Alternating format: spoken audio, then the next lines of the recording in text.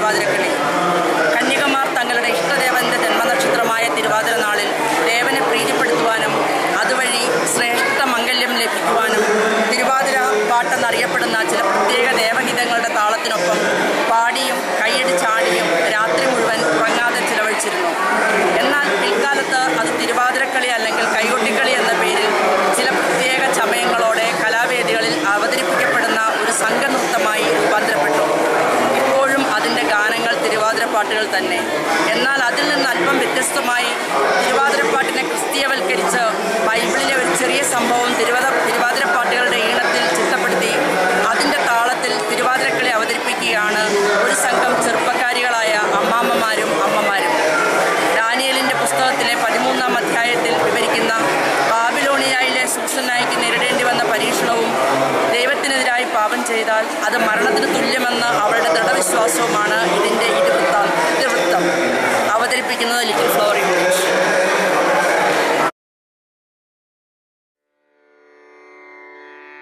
പിതാ പുത്ര പവിത്രാത്മനേ പ്രണാമം.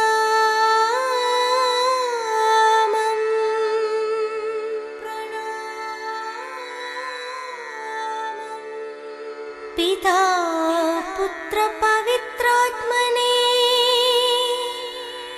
പ്രണാമം.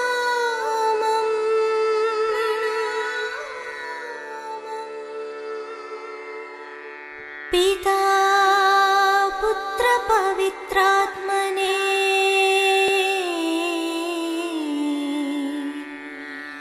പ്രണാമം.